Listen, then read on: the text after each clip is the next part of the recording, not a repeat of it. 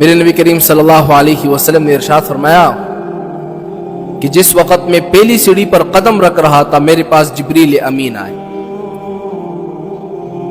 اور اس نے آ کر بددعا دی ہے. کن کن لوگوں کو بددعا دی ہے ذرا سنیے گا. جبریل امین نے عرض کیا کہ یا رسول اللہ کہ ہلاک ہو جائے وہ شخص جس نے آپ کا نام سن لیا پھر بھی وہ آپ پر درود پاک نہیں بھیجا. یہ کتنی غفلت کی بات ہے. اگر کوئی مولوی ممبر پر بیٹھا ہو یا کوئی مجلس لگایا ہوا ہو, کوئی ذکر کی مجلس ہو جہاں پر میرے نبی کا نام آ جائے, سارے خاموش ہے, آپ پر فرض ہے, واجب ہے ایک دفعہ صلی اللہ علیہ وسلم پڑھنا, ایک دفعہ درود پاک بیچنا. ہم لوگ نہیں کرتے. جب بھی نبی کا نام آ جائے بالکل خاموش بیٹھے ہوئے, قبرستان بنایا ہوا ہے, لگتا ایسے ہیں کہ مسجد جو ہے قبرستان میں آباد ہے, قبرستان جو ہے مسجدوں میں آباد ہے. اور جب حضور پاک نے دوسری سیڑھی پر قدم رکھا تو جبریل امین نے عرض کیا کہ یا رسول اللہ ہلاک ہو جائے وہ شخص جس کے والدین زندہ ہو اور وہ ان کو راضی کر کے جنت حاصل نہ کر دے. ہلاک ہو جائے ایسا شخص. حضور نے فرمایا آمین. اب جن کے والدین زندہ ہیں ان سے تو میری یہ گزارش ہے, سب سے پہلے اللہ تعالیٰ مجھے والدین کی خدمت کرنے کی توفیق عطا فرمائے. کیونکہ قرآن پاک میں اللہ تعالیٰ نے حکم دیا ہے, اور حکم کس چیز کے دیا ہے؟ یہ اس بات کا حکم نہیں دیا کہ آپ اپنے والدین کی خدمت کرو, ان کے ساتھ برابری والا معاملہ کرو, انہوں نے جیسے تم کو پال پوس کے بڑا کیا تو تم بھی ان کی ایسی خدمت کرو. اللہ نے فرمایا نہیں, تم اپنے والدین کے ساتھ ایسا معاملہ نہیں کرو, اپنے والدین کے ساتھ احسان والا معاملہ کرو.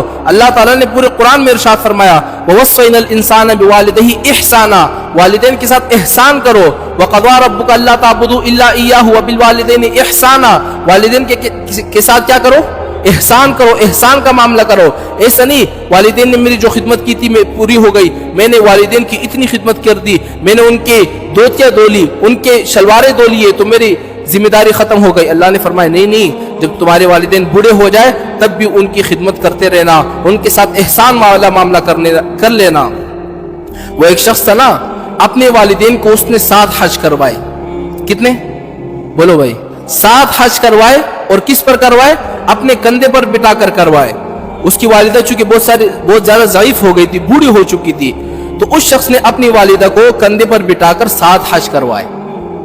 جب 7واں حج کر کے واپس آیا تو ایک مقام پر بیٹا سوچ رہا تھا کہ یار میں نے اپنے والدین کی اتنی خدمت کر دی ہے, 7 حج میں نے اپنے والدین کو کروائے ہیں, یہ کوئی چھوٹی بات نہیں ہے. صفا, مروہ, مزدلفہ, عرفات, ان سب جگہ پر میں اپنے کندھے پر لے کر چلا ہوں. میری والدین نے میری جو خدمت کی تھی, مجھے ایسا لگتا ہے کہ میں نے اپنے والدین کا حق ادا کر دیا. تو جب اس اسنا میں اس کی نیند آ گئی, اس کی آنکھ لگ گئی, تو ایک فرشتے نے آ کر کہا کہ اللہ کے بندے, جب تم چھوٹے تھے, دودھ پینے والے, تم نے ایک دفعہ رات کو پیشاب کر دیا تھا, تمہاری والدہ اٹھی, اس جگہ کو صاف کیا اور خود اس گیلی جگہ پر سو گئی, تمہیں اپنی سینے پر لٹا دیا تاکہ تمہیں کوئی ٹن نہ لگے, کوئی ٹن محسوس نہ ہو. تو تم اس ایک رات کا بدلہ نہیں دے سکتے, تو تم نے 7 حج کر کے کیسے اپنے والدین کا حق ادا کر دیا؟